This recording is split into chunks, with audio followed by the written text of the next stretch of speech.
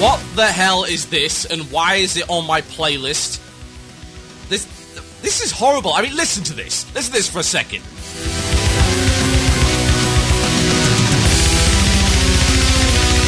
It's like a really, really angry Norwegian MIDI file. It's like what Doom would have been if it was covered in corpse paint.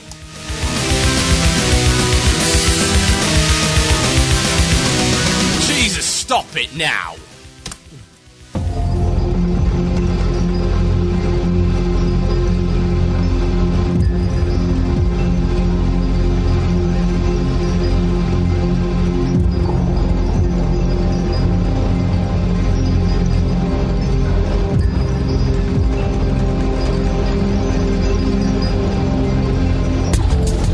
Yes, indeed, folks, you're tuning in to Blue Police here on WoW Radio with myself, Total Biscuit. We've got so much content to cover and so little time to do it in, but thankfully, being the station owner, I can flaunt all the rules and just do my show as long as I like. Now, I want to round off the achievement topic, because I got a PM which is quite interesting. I think it requires a little bit of clarification, so I'll read this out.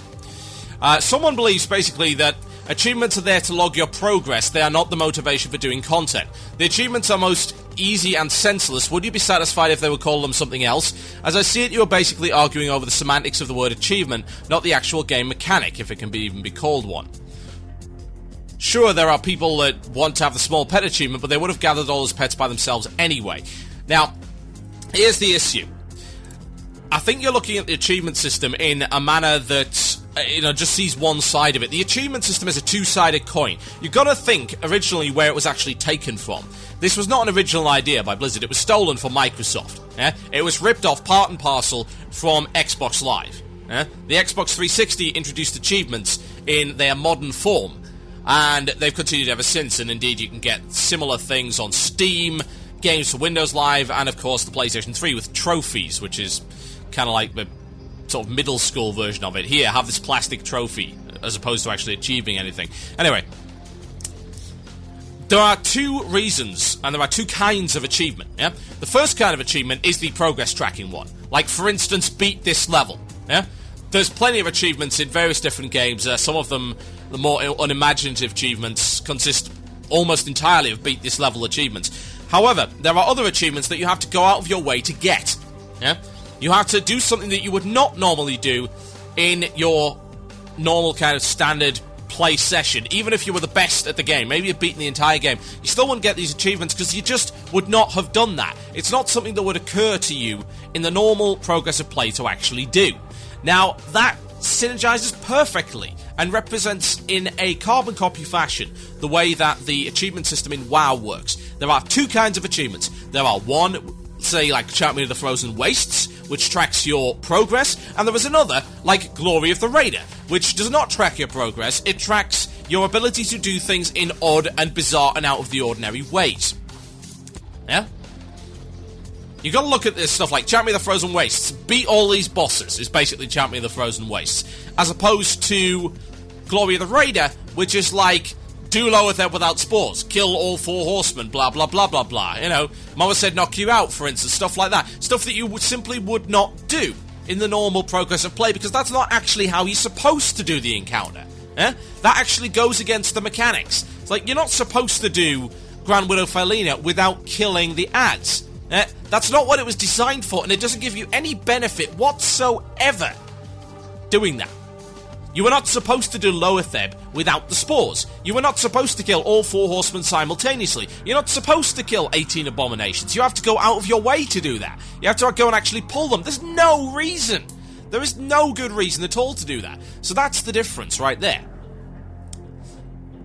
Now, the concern that I've got is if more of these out of the ordinary stuff kind of goes forward into the game and into the future raid instances, and indeed allows for kind of meta achievement progress, as opposed to stuff that actually makes sense. I don't mind tracking, achievements are great for tracking progress.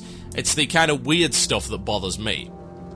Anyway, that's by the by, and I think that's a reasonable wrap-up on that particular topic. Now, we're going to move on to a different topic, and that's the idea of dead content. Now, dead content, specifically, What am I talking about there? I'm talking about content that really no player who's been here for any degree of length of time has any reason to do again. Yeah? I'm not just talking about levels, leveling content. Leveling content exists for the purpose of getting an alt, yeah? Or bringing a friend into the game. The old instances exist for exactly the same reason. The leveling instances. That's not dead content as such. No, it's not. What it is leveling content. So there is a purpose for it being there. Now, what is dead content? There's a lot of different pieces of dead content. You can look at, for instance, the kind of currency that's available. You can look at Alterac Valley Honor tokens, for instance. That's dead content. What about emblems of heroism, badges of justice? That's dead content. There's quite a lot of things like that. Of course, the raids are also a primary example. All of that is dead content. World bosses, dead content. All of this stuff that basically was brought in there and now has no practical purpose anymore. It's been left to fester. Now, I suppose the question you then have to ask is whether or not anything should be done about that. And indeed, whether or not more stuff should be done with the old world, because the old world has barely changed. There's been a few things that have been introduced from time to time, but by and large, the Outlands in the old world have not changed in the past 6+ months. Indeed, the Outlands have not changed actually since the Sunwell patch, as I recall. No, I don't believe they have.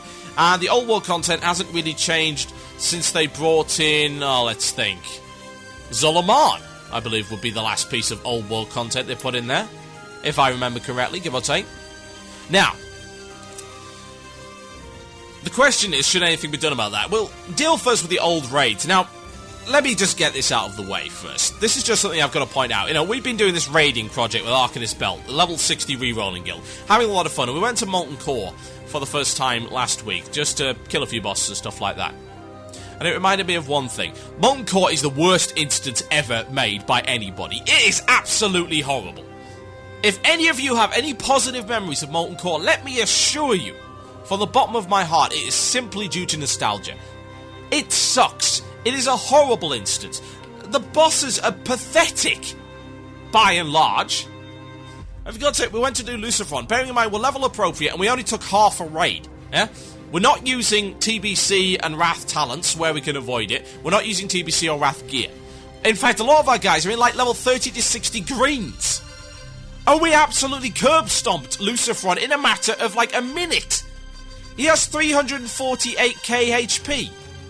348k. What abilities has he got? Curses and magic effects, all of which can be dispelled. It's like, is this actually a boss or a trash mob? And a lot of the other bosses are like that. Seriously, the only reason you found it a challenge back in the day is because these mechanics were alien to you at the time. Now that you've done anything past that, anything at all, I don't even mean just raiding, I mean like normal instances, Molten Core absolutely frigging sucks. It is boring to look at. The items are awful. I mean, they're so badly itemized. Hey, hunters, enjoy your spirit and shadow resistance. Seriously. The bosses suck. There's too much trash, and the respawn rate on the trash is absolutely ridiculous. Blinking core hounds respawning. Do me a favour. What purpose does that even serve? Their design is horrible as well. You're all over the bloody place. It's too long. It's full of rubbish. The bosses don't drop enough gear. They drop 2 pieces, 3 if you're very lucky. For a 40-man raid.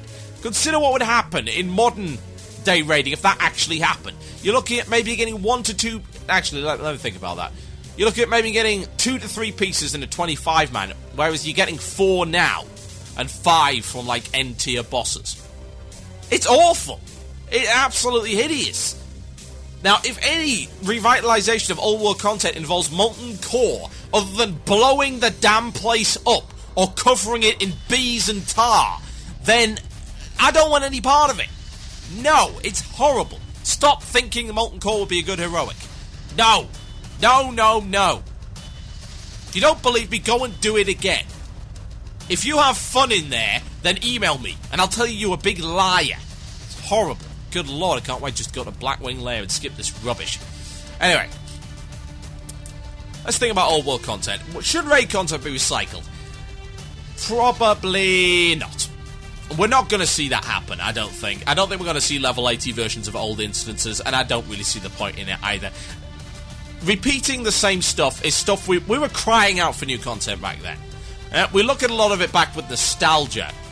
And indeed, stuff like Arcanist Belt is a nostalgia project. But it does make you realise that while some of the content is great, you did stop doing it for a reason, and you were glad to stop doing it eventually. It's like, 6 months of Zul'Gurub, 6 months of Molten Core, oh dear. There's 6 months of Blackwing Lair. Yeah, it might have been enjoyable for the first couple of months, but repeating the same thing over and over again is boring. That's pretty much a proven fact. It's monotonous, it's repetitious, if that's even a word. It's not good. So I don't see the point in reintroducing that. But what about the stuff that's outside of the raid instances? Is it possible to revitalise some of that? I think phasing brings in a rather unique opportunity to revitalise some of the old world. However, there are certain caveats with this that might work out, well, not so good, let me put it that way. Let's have a think. What could we do? Now, I think the introduction of phasing gave the impression, it's an illusion, let's face it is an illusion, that you could change areas of the WoW world, which is something that you weren't able to do previously. The only time that that's really ever happened, thinking back, would be the AQ40 launch event, the gate event. That's where you can actually affect and change the world to some degree. Admittedly, it was a binary switch, but then again, so is a lot of phasing. Now, phasing could be introduced in the old world based on what quests you have completed. If you have, say, completed a big, long, epic quest chain that should have, say, freed this tribe of whatever from this or whatever, that could be brought into effect, and an additional piece of the storyline could be brought in.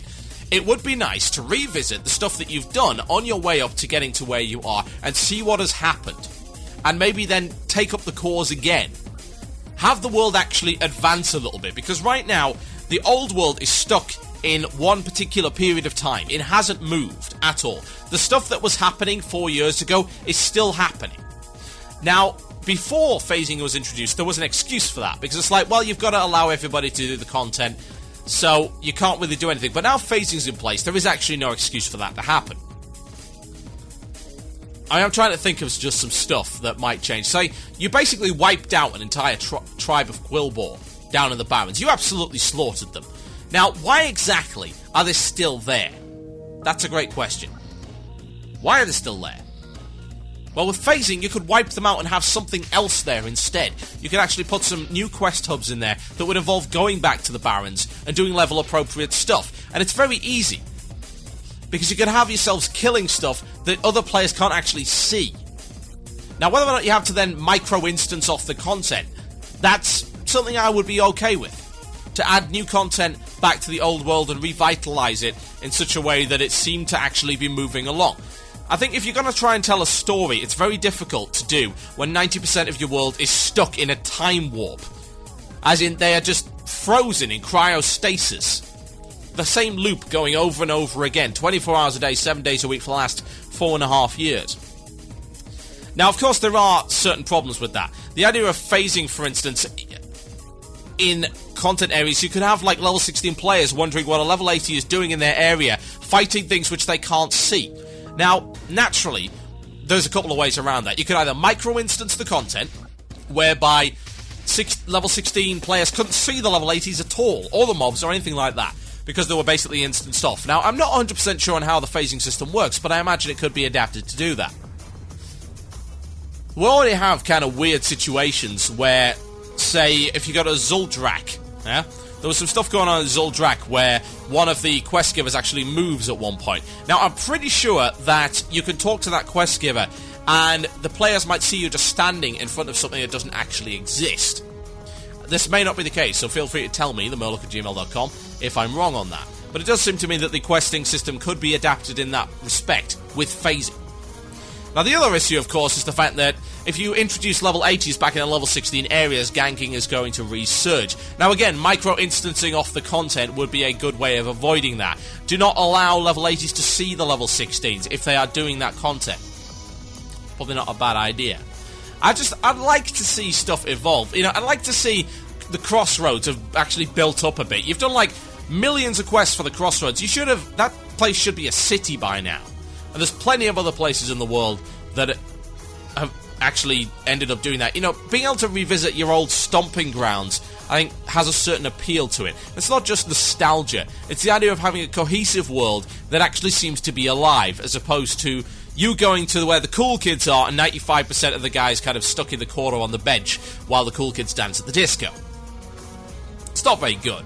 It's not something that I personally approve of, so I would think that, yeah, there is room to maneuver there. There is room to revitalise the content, but don't go too far. When I say revitalise, I don't mean recycle. I just mean put new content in old spaces. Reuse those old spaces, and just carry the storyline along a bit in these different areas. That would be nice. My name is Total Biscuit, and you're listening to Blue Please here on WoW Radio. When we come back after the break, we'll be talking again about achievements. The Immortal and the Undying. Why do these achievements cause so much drama? And were Blizzard right to remove them from the upcoming meta achievement, Glory of the Raider, Old War? My name is Total Biscuit, you listen to Blue Please on WCRadio.com. I'll be right back after this. Enjoy.